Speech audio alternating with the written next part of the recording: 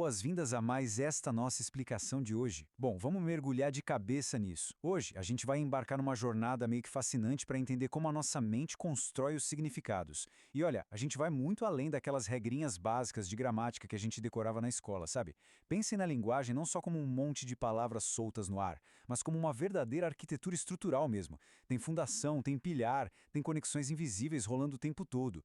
O que a gente vai fazer aqui hoje é literalmente enxergar o esqueleto oculto daquelas frases que a gente usa todo santo dia. Bora lá? O nosso roteiro para hoje é bem direto. 1. O problema da ambiguidade. 2. O sintagma nominal. 3. A teoria sintagmática. 4. Desenhando a árvore sintática. E 5. A estrutura profunda. Então, vamos começar pela seção 1, o problema da ambiguidade. Imagina a seguinte frase: vi o incêndio da minha janela. Para um pouquinho e pensa no duplo sentido bizarro que a gente tem aqui. A pessoa que falou isso estava de boa lá dentro de casa, olhando pela janela e vendo o fogo lá longe? Ou será que a própria casa da pessoa estava pegando fogo e ela viu o incêndio da janela dela queimando? Pois é, esse é um laço linguístico clássico, é uma armadilha perfeita da nossa língua. E exatamente nesse ponto que a análise superficial das palavras simplesmente tropeça e não consegue nos dar a resposta. E aí a gente chega neste comparativo que é essencial. Sabe a gramática tradicional? Ela tende a olhar só para a superfície da coisa, para a estrutura fonética. Por isso ela fica totalmente confusa com essas frases ambíguas. Afinal, o som, a forma fonética ali, é exatamente igual. Mas, por outro lado, a gente tem a gramática sintagmática. Ela funciona meio que como um raio-x linguístico. Ela vai lá no fundo e mapeia a lógica que está por trás das palavras, o que a gente chama de estrutura semântica profunda. É ela que deixa os mecanismos da nossa fala totalmente transparentes, revelando o que era invisível. E isso nos leva direto para a seção 2, o sintagma nominal. Pegando direto dos currículos digitais do ensino básico, a gente tem essa definição que é super elegante, o sintagma nominal. Bom, eu sei que o nome soa todo pomposo, mas ele não é nada mais do que um grupo de palavras onde um núcleo, ou seja, o correção pulsante ali bem no meio, é um substantivo ou um nome. Pode até parecer difícil na teoria, mas na prática é um conceito muito intuitivo. A gente usa isso literalmente o tempo todo sem nem perceber. Mas afinal, quais são as peças que montam esse tal de sintagma nominal? Basicamente são aqueles nossos velhos conhecidos das primeiras aulas de português. Os substantivos, sejam comuns ou próprios, que fazem o papel de núcleo, e junto deles vêm os modificadores e determinantes, tipo os adjetivos e os artigos definidos e indefinidos. Eles são os tijolinhos elementares da brincadeira. É muito empolgante pensar que, só com essas pecinhas simples, a gente está com tudo pronto para erguer uma arquitetura linguística gigantesca. Agora, vamos para a seção 3, a teoria sintagmática. Tem uma frase da linguista Inge Dorikoshi que vai direto ao ponto.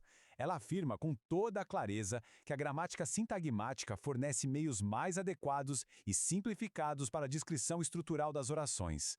E a maior ironia disso tudo é que essa teoria muitas vezes soa super complexa quando a gente ouve falar, mas, na vida real, ela simplifica tudo. Ela simplesmente pega aquele caos aparente das palavras soltas e transforma em um diagrama visual, lógico e super fácil de rastrear. E olha só a base dessa mágica toda. É a fórmula universal da linguagem. Gente, quase toda frase que a gente fala, instintivamente, pode ser reescrita e dividida nestes dois grandes blocos. A frase é igual ao sintagma nominal, que a gente chama de SN, mais o sintagma verbal, que é o SV. Então, o grande estalo aqui é perceber que, muito antes de se perder nos detalhes, a nossa mente simplesmente divide o mundo em duas coisas: sobre o que a gente está falando e o que está acontecendo. Simples assim. O que nos traz para a seção 4, desenhando a árvore sintática. Chegou a hora de ver isso em ação. Dá uma olhada no topo dessa árvore aqui. A gente tem a frase se dividindo de um jeito perfeito, criando uma hierarquia com dois ramos principais. Lá na esquerda, a gente tem o sintagma nominal, a minha família. E na direita, o nosso grande sintagma verbal, vai pra praia no verão. Reparem só em como, ali dentro do sintagma nominal, os determinantes a e minha vão se ramificando até se conectarem ao núcleo, que é o substantivo família. É muito legal, né? É a representação mais pura de como os nossos pensamentos se organizam. Não tem nada solto aí. Cada pecinha tem um lugar exato nessa hierarquia. Mas o negócio fica realmente interessante quando a gente começa a aumentar a complexidade, só que sem perder o controle. Vamos pegar a frase "O meu irmão gosta de futebol americano". Foca ali no lado direito, no ramo do sintagma verbal, o SV. O verbo gosta exige um complemento, concorda? Quem gosta, gosta de alguma coisa. E a árvore mapeia isso com uma precisão incrível. Ela mostra exatamente como o sintagma preposicional de futebol americano desce direto da estrutura do verbo. O nódulo na imagem mostra com exatidão o ponto onde tudo se liga. É como se a gente abrisse o capô de um carro para entender como o motor gira peça por peça. E, finalmente, vamos para a seção 5, a estrutura profunda. Lembra daquele nosso enigma lá do comecinho? Vi o incêndio de minha casa. Afinal, a casa estava queimando ou não? Bom, aqui está a resposta definitiva desenhada na nossa árvore. Olha com bastante atenção para onde o sintagma preposicional de minha casa está ancorado. Ele não está ali solto, ligado ao verbo ver, de jeito nenhum. Ele desce direto do sintagma nominal, que guarda o núcleo incêndio. Ele funciona como um adjunto adnominal, o que significa que ele modifica única e exclusivamente a palavra incêndio.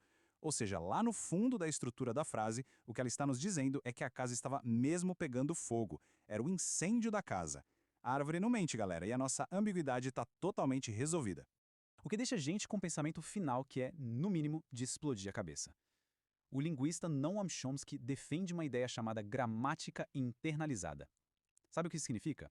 Significa que, agora mesmo, enquanto vocês escutam e processam cada palavra que eu estou dizendo aqui, o cérebro humano está criando e desenhando essas árvores sintáticas super complexas. Ele está definindo ramos, nós, sintagmas, tudo isso em milissegundos, sem a gente nem notar. A gente não é só falante de um idioma. Nós somos verdadeiros arquitetos velozes e inconscientes do sentido. Sensacional, não acham? Valeu demais por acompanharem mais essa explicação até o fim. E aí, que tal continuar observando e questionando essas estruturas invisíveis que estão o tempo todo ao nosso redor? Até a próxima!